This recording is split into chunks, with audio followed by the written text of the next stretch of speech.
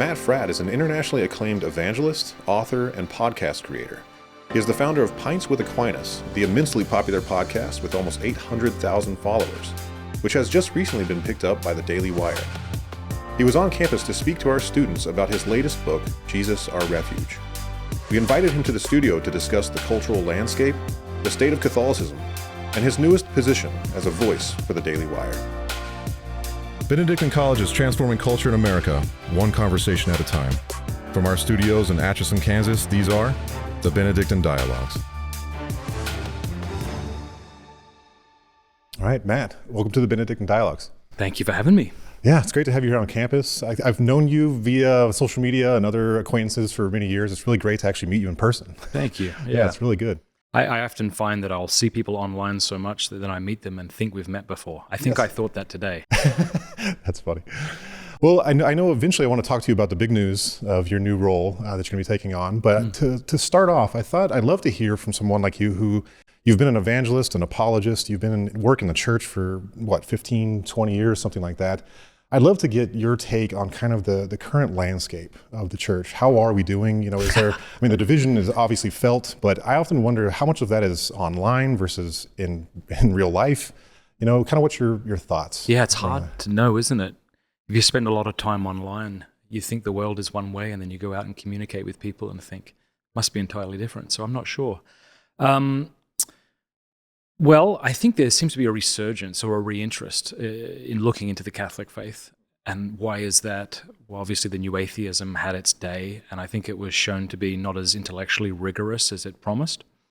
And then you had sort of wokeism that was just utter nonsense. I'm thinking of the extremities of wokeism, like men being able to have periods and these sorts of things. And so it's almost like we collectively woke up and went, maybe Christianity wasn't as crazy as we thought. I'm not sure if Jordan Peterson was something of a gateway drug for people, sure. And Bishop Barron certainly and others, to start looking at Christianity with interest again.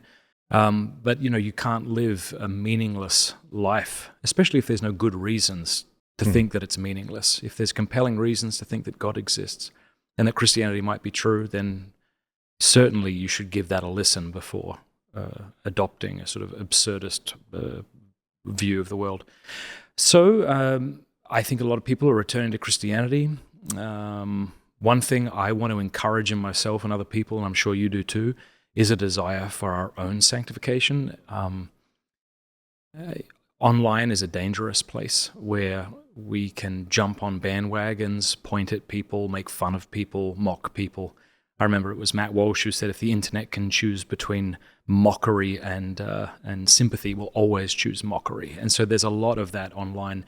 But I hope that those who are looking into the Catholic faith will be more interested in repenting of their own sin, and as opposed to pointing the finger at people we deem crazier than us or more sinful or something like that. Does that makes total sense? I think because part of what I'm concerned about is that some of the conversions are coming from this desire to kind of one up the other side, if you will, kind of fight against the wokeism as opposed to really falling in love with Christ. Like edgelording is the word, I think. Is that what it's called? Okay. Yeah, this sort of autistic need to edgelord and keep becoming more and more based. Yes, that's my concern. That's what I'm worried thankfully is that's becoming something of a parody of itself. And I agree with that, It is interesting how these things go off in culture and feel tremendously powerful, but then sometimes they dissipate. Like, do you remember the new atheism when that hit the world?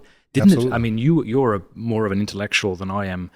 I felt myself influenced by it or nervous about it. When Richard Dawkins would make claims like, if you're raising your children Christian, this is a form of child abuse. I remember, rejecting that immediately, but part of me worrying, and it felt like an unstoppable force at the time. And now it's like not even a thing. It's not even close to being a thing. Yes. Like the best of the new atheists tend to be more open-minded people who aren't scorning or scoffing at their Christian friends. Yes. And so I think whatever we're seeing, aberrations that we're seeing on either side of the spectrum right now that might feel loud, I don't know what purpose they serve or what good is coming from them, but it's best to keep our eyes on Christ, the commandments of the church, and You're an internationally traveling apologist, speaker, and the like. this used to be kind of a uniquely American thing, or at least a British and American thing, that there was a lot of, or at least the Western world maybe. But is this happening, this division, within the church, is it happening internationally as well? Or is this more where like politics are so hot? Yeah, maybe we should get more clear on what we mean about the division. What division are you referring to within the church? So I'm thinking of division of, if you go online, the disagreements between Catholics on practices and, the ideas of what we ought to believe and liturgies and all that kind of stuff that largely, again, I don't know how much is online versus like what's actually being, fought about in real life. But anytime I log into Twitter or whatever, it's always, it's, the Latin this or the Novus Ordo that or Vatican II this, Vatican II that. And then I just wonder, is that an international thing or is that more of an American Yeah, maybe thing? increasingly it seems to me that there is a genuine desire on the part of people who are now willing to take their Christian faith seriously to have it presented to them in a serious manner. So I grew up in a sort of Novus Ordo sloppy church. Sure. God bless the people who had good intentions in how they sought to run the parish. But it was, call me Jim instead of Father Jim. It was that sort of thing. Yeah. And why would I have any respect for that? What are we doing here? Is this a representation of Jesus Christ's sacrifice for our sins, or isn't it? So I think if I'm going to come back to this faith, maybe that's part of it, then I really want to come back to a faith that treats itself seriously. Sure. I was saying to my friend Ryan today, imagine a priest by your deathbed, how you want him to act. Oof. Yeah. That's how I want him to act at all times. Like I want a priest who takes himself and his ministry seriously. And I think people recognize that Gregorian chant is clearly more beautiful than a guitar mass. But this is my opinion, right? Sure. And I think it's correct. And I think every young person agrees with that.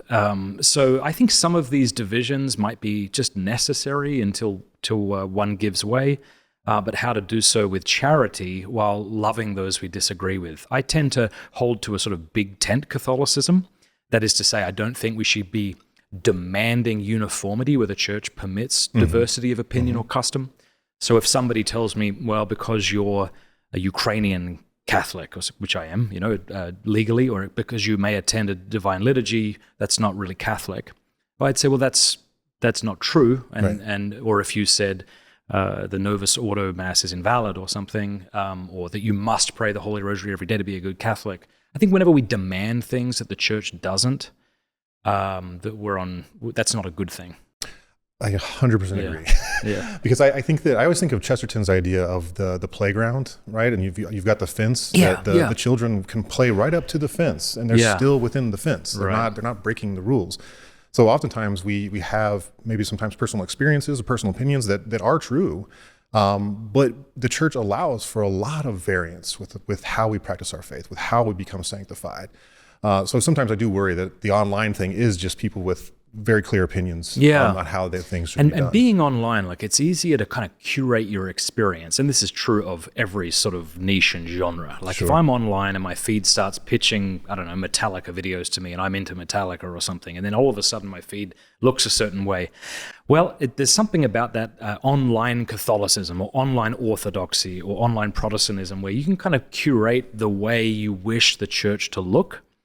And you think, have you been to your local parish? It's a lot messier when humans are involved. So maybe that is a concern of mine, that just like the converts, those excellent converts of the 80s and 90s of Dr. Scott Hahn and these others, Peter Kraft, who came into the church, they would sometimes say they read their way into the church and they were kind of confronted by what they saw. Maybe something similar is happening, but it's more aesthetic. Interesting. So we see all these Gothic churches and this beautiful music, and then we're kind of shocked that it may not be that way, or we're just shocked at the poverty of other people, their annoying habits. And I'm the least easygoing person I've ever met. And that's very unfortunate, and I hope the Lord will continue to work on me. But I've got so many pet peeves, man. I'll go into a church, and if there's a lady and she's talking to her lady friend before Mass, I just want them both excommunicated, or if they're praying the rosary, but they're not a lady or a man, they're praying the rosary, not loud enough for us all to join in and not inaudibly, but just enough that I can hear the squeak of the S's as she prays. excommunicated. Do you know what I mean? So there's something good for me, though, to be put into a place where I have to practice meekness and realize that I also am very annoying to other people. And so you don't get that as much on the online world. You can just close a window or scroll to the next reel. Yeah, that's right. That's right. I think part of it too is that with the growth of social media, YouTube and the like, now there are just so many voices providing their understanding of some of these things and their desires for some of these things that whether they're right or wrong, there are now thousands of people providing a worldview of what the church ought to be or ought to look like or ought to act like, that it starts to become pick your poison or pick your good stuff, but it can lead people down a road that all of a sudden now they're completely not even really Catholic anymore because 100%. Of the things that they are listening to these voices. Yeah. So I think that, the growth of social media in some ways has been good, but I'm sure you've noticed too. I mean, there's been a lot of dangers that have come about because of it too. Yeah, I've been thinking about this lately that social media in some forms are better than others.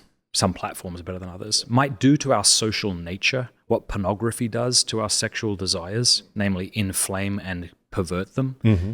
Just like it might be unreasonable to ask somebody to sit before pornography without committing serious sin. Sure.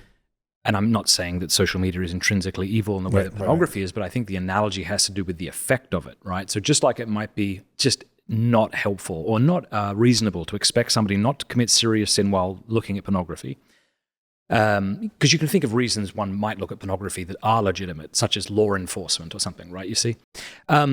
But it might be unreasonable to expect anybody to engage in social media without committing sins of rash judgment and slander, backbiting and the like. At least this is what we see. And I'm no different, which is why I don't have social media on my phone. I look forward to just sort of exiting that world entirely.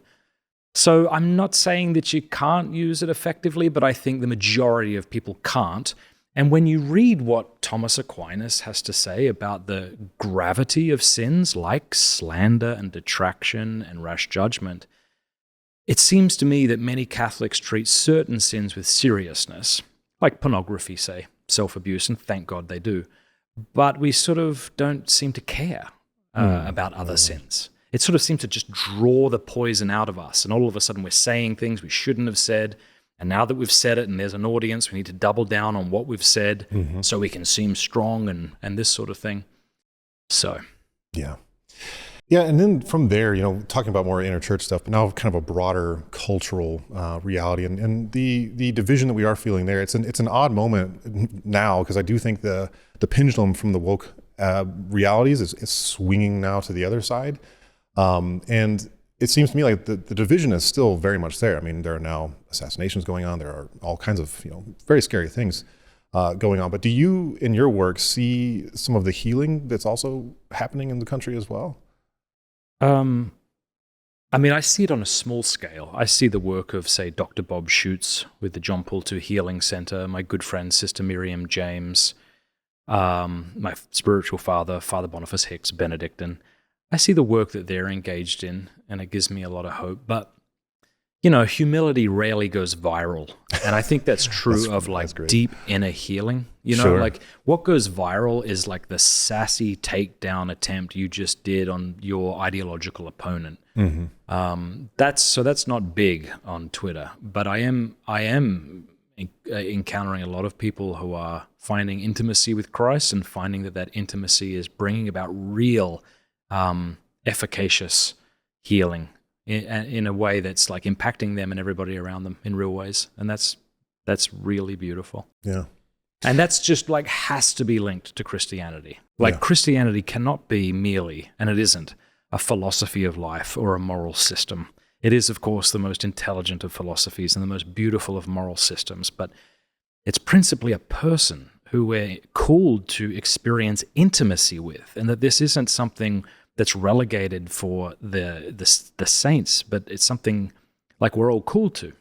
Like we're not all called to receive the stigmata or interlocutions or levitation, but we're actually all meant to experience an ongoing, dynamic, functional intimacy with the Holy Trinity. It's sort of the distinction between standing before, I'm just thinking of this analogy, this might not work, let's try. It's like standing before a dead body, and you know that the person is dead. and then the body wakes up. Imagine the experience you might have in front of that body. It's something like that. Like that's the kind of Christianity. That is like to realize that this isn't a dead moral system or a philosophy of life, but it's a person who knows you and loved you into existence and desires your salvation. Yeah. That's what I want to preach. Yeah, absolutely. I think that it's interesting. I just interviewed someone about John Henry Newman talking about the illative sense and how we come to, yes. Decide on something or at least appropriate ourselves towards something because we've now had enough opportunities, experiences, reasons, and the like. And I love how he goes about it because, and I know you have a background in apologetics, you clearly love the intellectual life. I do as well. But, reasons can sometimes only go so far, right? Arguments can only go so far. Mm-hmm. Sometimes you really have to start with the heart. And I think that we live in such a broken culture, broken society. People are hurting. And sometimes reasons are not going to be what's going to get them to come to Christ, right? Yeah, and it's even not the way that we go about believing anything. Like I like to compare what you might call Cartesian epistemology to phenomenal conservatism, which is sort of like the illative sense, right? So if you imagine Cartesian epistemology as saying, unless something is 100% true, and I can know that, then I won't accept it. Mm-hmm. That doesn't get you far out of Plato's cave. According to Nietzsche and Kant, you don't even get the cogito. Like the ladder that you're trying to build falls apart.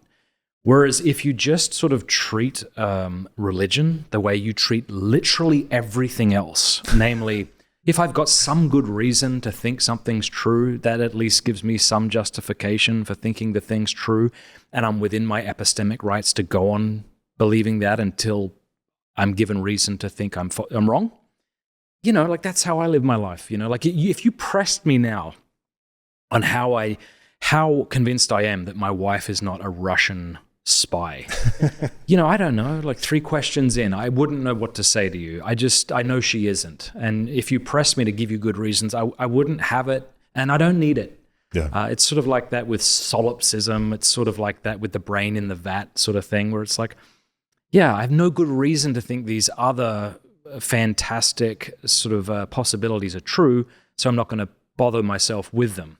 So I was on the streets of Dublin a couple of years ago, and a fella bumped into me because he had seen Pints with Aquinas, and we got into a discussion, and he said he wants to believe in God, but he just can't. He keeps God up on the chalkboard, and he can't decide whether he's true or not. And I said what I think Pascal would say, like, well, just believe in him. Well, what if it's not true? Okay, like be a hypocrite. Like who knows? Just choose to believe in God, and act like somebody who believes in God. And along the way, you might decide you were wrong, and you can give it up then. But just believe in it. What if it's wishful thinking? Okay, like who cares? Like if atheism's true, then what's wrong with wishful thinking? Especially if it'll make your life better. Now, don't get me wrong, I think arguments for God's existence are better than arguments for atheism. I'm not making the claim that they're equal, but I think if one is in a position where they just can't tell, and yet on one side, they have a universe that is created intentionally, that is ordered, that they are somebody who is known and loved, that heaven is a real possibility for them, that life is not meaningless. And on the other hand, you just have, the universe was coughed into existence, and soon there'll be nothing. As the universe continues to expand, it'll hit a point and there'll be heat death, and that'll be it. It's like if I don't have any good reason to think that's true, then I'd be insane to choose that over the thing that would make me hopeful. Yeah, absolutely. And I think in your comparison to a relationship is dead right, because I think that we're so nuanced when it comes to friendships and relationships, especially close friendships, because if something were to happen, well, I've known this guy for 10 years, clearly something's going on. I need to figure out what's going on because I know this guy. I love this guy. Just like I love my wife. I love my kids. So if something's, maybe not making total sense to me right away and I can't find the reasons, I still love them, right? I still want to be around them. So in a similar way, the church, sometimes it can be kind of confusing. Maybe there's stuff that, that the church teaches that I don't quite fully get yet. Yes. But I love it anyway. Yeah. And I want to be a part of its family because it gives me meaning in my life. It gives me purpose in my life. It colors the world for me in a way that nothing else can. And I do think that that's actually a big part of what we're seeing with this resurgence of trying to go back to a Christian culture, because really people are realizing like, the Cartesianism didn't work, and it's creating really bad culture. Well, I mean, you walk around this university and you see these beautiful buildings. I said earlier, I feel like a man. I don't feel like a rat. Yeah. And you look at the beautiful architecture throughout Western civilization and you realize that it didn't come from nowhere. It came from a belief in what God is and what man is for. Mm-hmm. And if you change your opinion about that, then your art and your architecture seem to change right along with that. So I think this returning to Catholicism, there's also a desire for heritage, for history. Yes. I don't just want to be a monad floating through the void, completely detached from my ancestors. Yes. We want things to mean something, right? Yeah. I think of Roger Scruton all the time whenever he talks about, he's one of my favorite guys. Yeah. So he talks my nice memory about him. I asked him if he would write an endorsement for my book on pornography, and he wrote back and said, I don't have time. But he wrote back. Okay. And that was a joy. That's great. He has a whole section on pornography. Yeah, he does. He's a small book on beauty. It's very, excellent very good. on pornography. But he talks about how when you build ugly cities, you create ugly people. Like the architecture around you, the culture around you is going to affect you morally. Yes. It's going to affect the way you see yourself and the way you see the world. This is interesting because I think there's this push right now.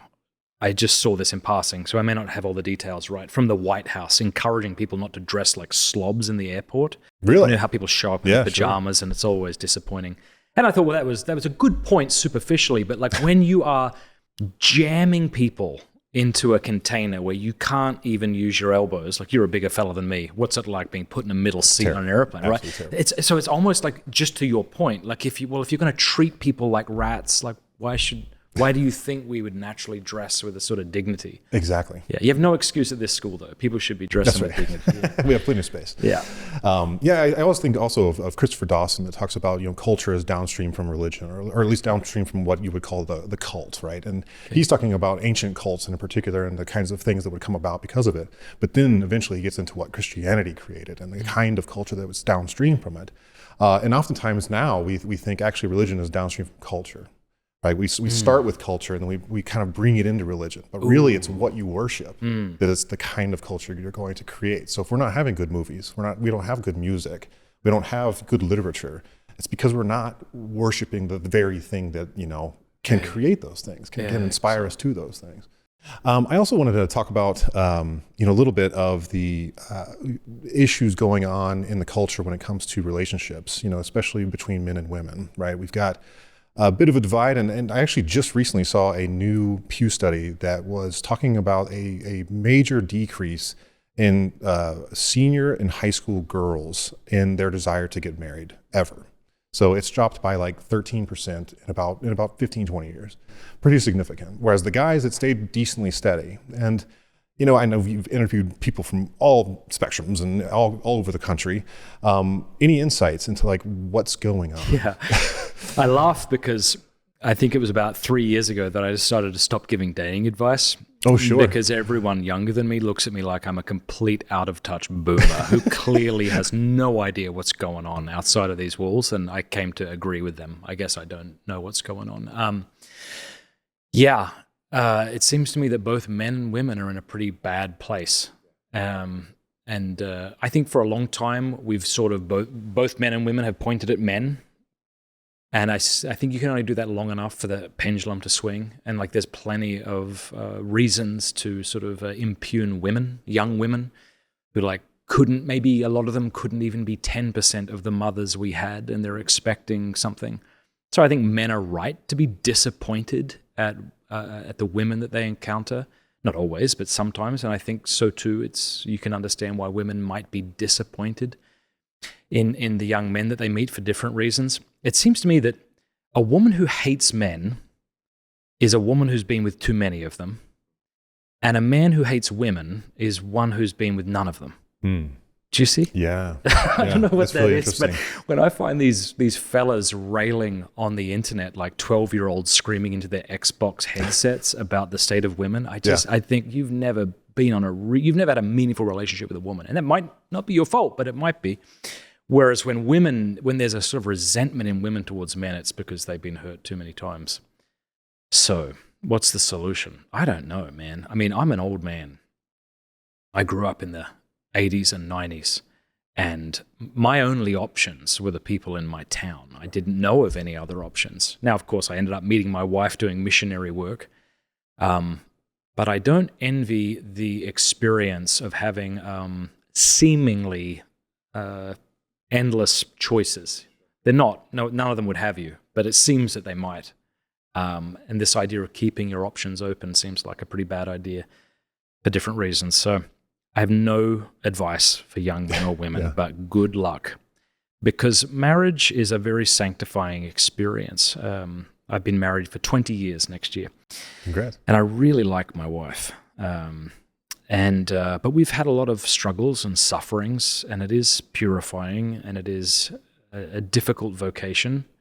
And I think if we have evidence that young men or young women have given up on the idea of marriage, that is like a culture that's given up on itself, given up on life or something like that. So, don't know, man. Well, yeah, it's interesting because I think we're on the other side of the sexual revolution.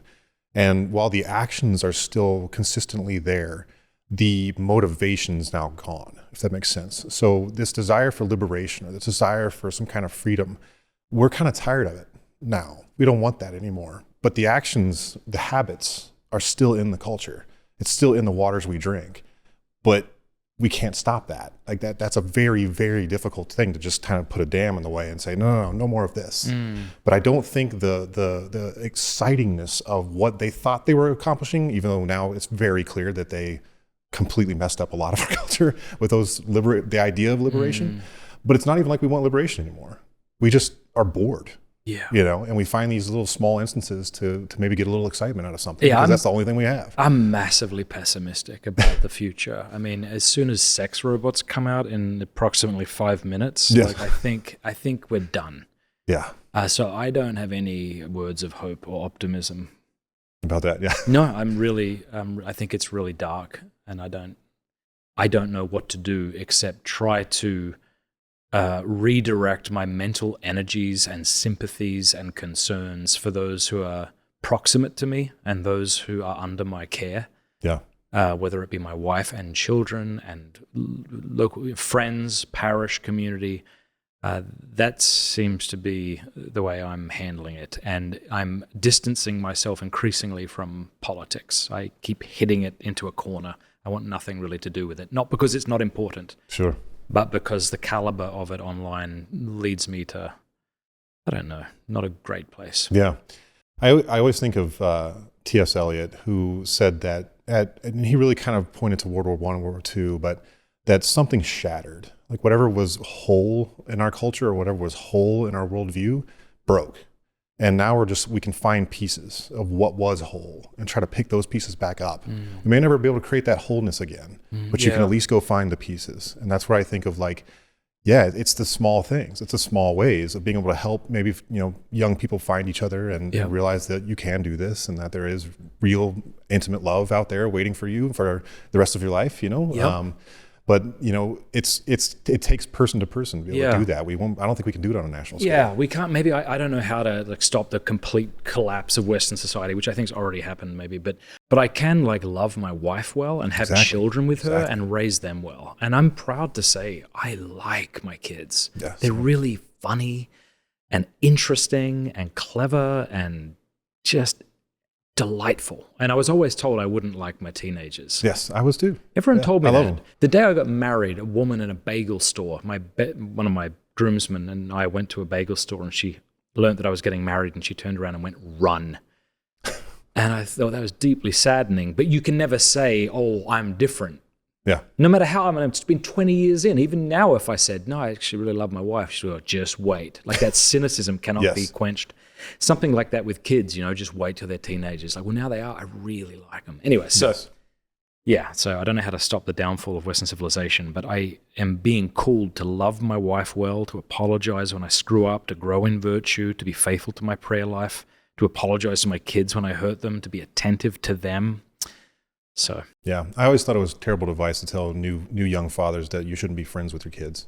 Okay. I think no, absolutely, you should be friends with your kids. I wonder. The friendship what changes they meant. over time. What do you think they meant by that? Because you're their guiding light, or you're there to discipline them and get them in the right order. You're that's not true. their friend. That's correct. true. But that doesn't mean you can't also be friends. Yeah, right? This is interesting because it's always interesting because I think I agree with both things, right? Of course, like I think when people told me, you can't be friends with your kids, what they maybe had in mind was people who like, when I grew up, I knew a friend whose dad would smoke marijuana. Oh, sure. I think maybe what they meant. You know what I mean?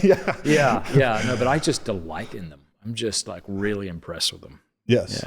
But that doesn't mean you can't be a disciplinarian. And actually, I think it helps you be a better disciplinarian because they know it's coming from a place of love. Mm-hmm. Like if I'm not hanging out with my kid and letting him know how much I love him, when I do kind of have to, let's not do that anymore. Like he realizes dad's just being a good dad, So I don't think it's good to say don't be friends with your kids. Right. That's just my personal thing. But so I think too, what I love to talk about now, of course, is the big news that you're now, going over to Daily Wire. Yeah. Tell me a little bit about that process and the decision process of how that ended up coming about. Well, I recorded a video on it. I don't want to bore you or your audience. Yeah, I saw that. Yeah. But my wife and I had been invited to move to Croatia by the Greek Catholic bishop in Zagreb. And we were just so honored and loved him and loved the Catholic people there. And we had kind of decided that we would do that. I would teach there for a little school he was starting. And I was just getting pretty tired of running my own business, I would say. Sure. So I ended up interviewing Michael Knowles at Daily Wire and was asked to meet with Caleb, who's the founder, right, the CEO of Daily Wire. And just such a good man, normal. Yeah. When you meet somebody like, oh, I like you. Yeah. Wow, this is cool. I get you. You know? So I had met with him a few times before. Actually, it was George Farmer, Candace's husband, who brought me in to meet with him maybe a year or two before that because he thought I should. And I couldn't understand why they would want a Catholic show. Mm-hmm. So anyway, when I met with Caleb this time, he asked me what it would look like to come on board. And I wouldn't really want to. I don't even know if I want to keep doing Pints. But then we kept talking, and I said, well, it would have to be a fully Catholic show.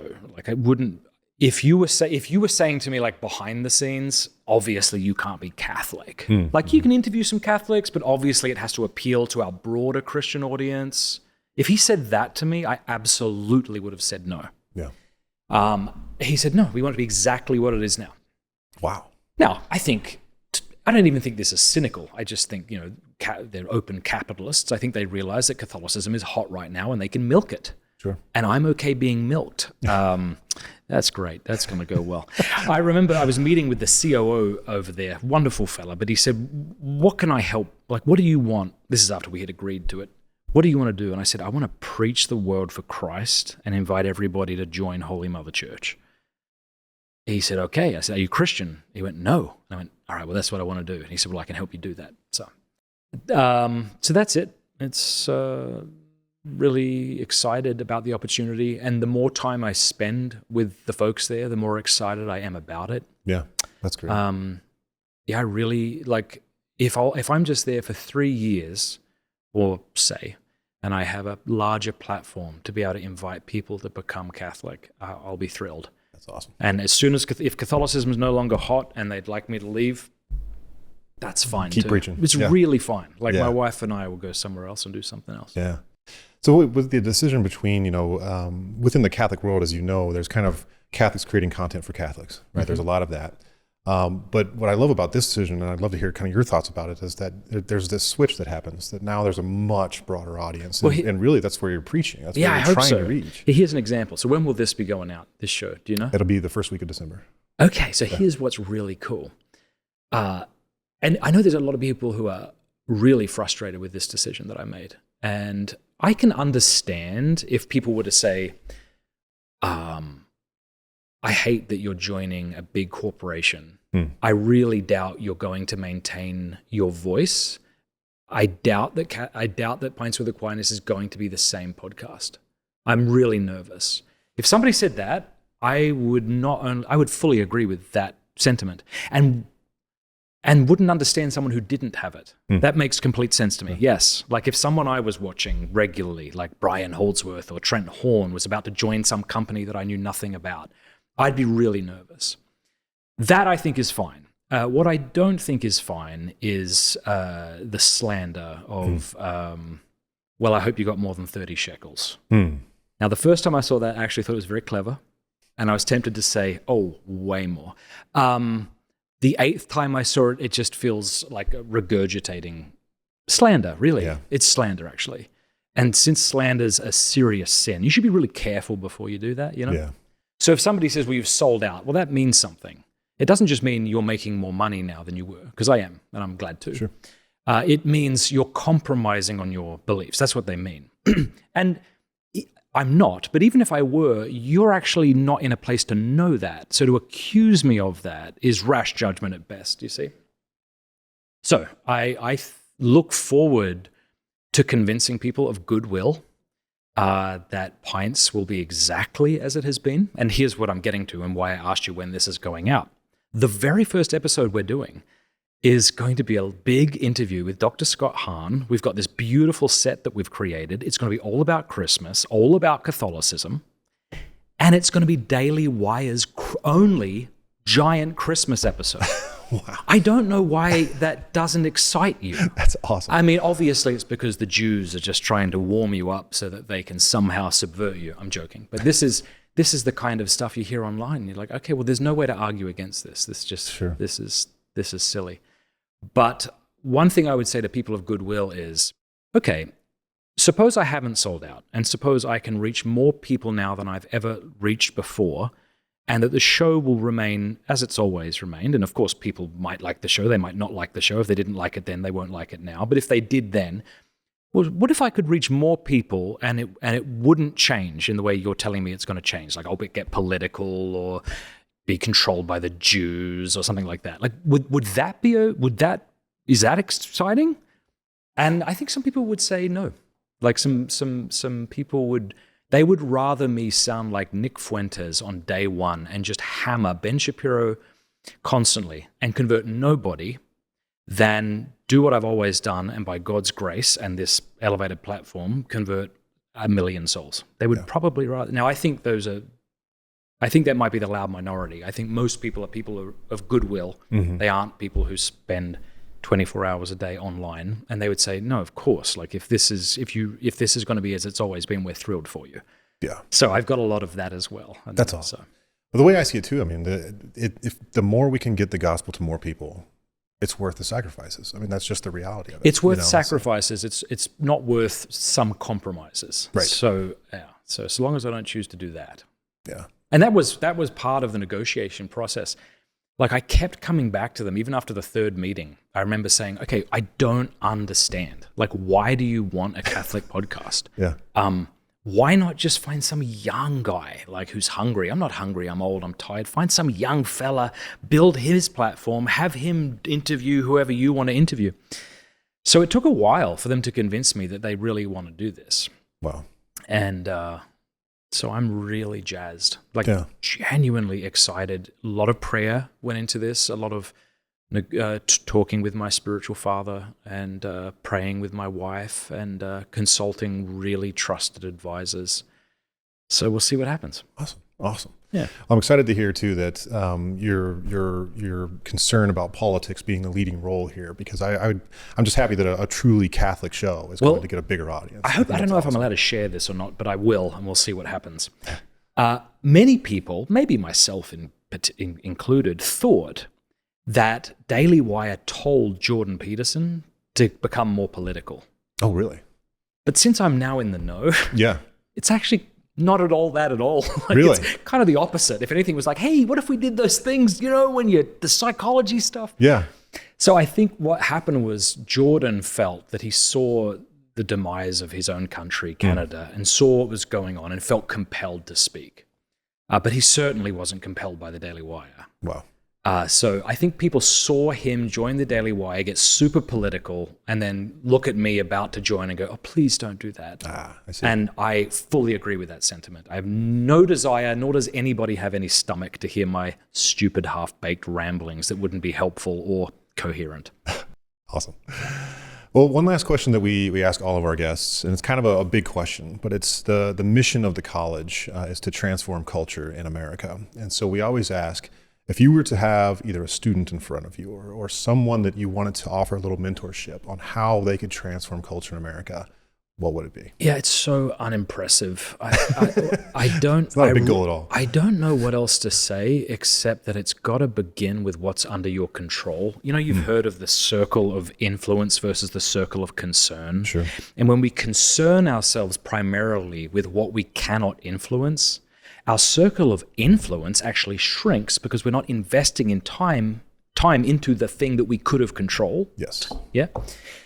So again, maybe this is just how I try to cope in a chaotic society, but I just would say to that person, like, get serious about the business of repentance and growth in virtue.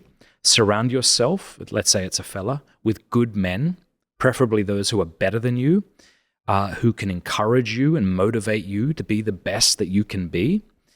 And get married before you're ready, and have more kids than you can afford, and then bury yourself into some Catholic bubble. Now, all of those statements are, of course, hyperbolic, and I would nuance them, but something like that. Yeah. We can nuance them if you want. Let's do it. Well, it's just, obviously, I don't mean get married before you're ready. Clearly, Sure, clearly, sure. it's a big you ought to have some sense of the responsibilities of marriage and whether or not you're up to the task. I understand that. But, you might feel similar to me, that if I was waiting until I was quote unquote ready for marriage, I may not be married yet. Oh, absolutely. And if I was to wait until okay, we're now ready for kids, I may have waited 10, 15 years.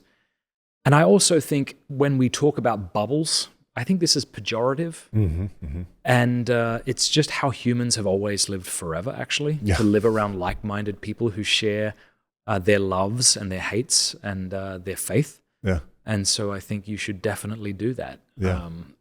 I don't mean to close yourself off from the world in the sense of no longer evangelizing or intermingling, obviously, but I think, focusing on yourself. I'll end with this. St. Ephrem the Syrian, doctor of the church, I pray a prayer of his in the morning and at night. And both have an emphasis on seeing my own sin. So in the morning prayer, it'll say, help me to see my own sin and not to judge my brethren. And then I pray his prayer to the Holy Spirit every night, and it says, if I have made fun of my brother's sin when my own faults are countless. That seems to me to sum up social media, right? It's just me making fun of other people for being stupid or idiotic or depraved, while my own sins are countless. The point, have mercy on me, a sinner. So I think the path of repentance and intimacy with a loving God who's all too ready to forgive you is where to start. Love that.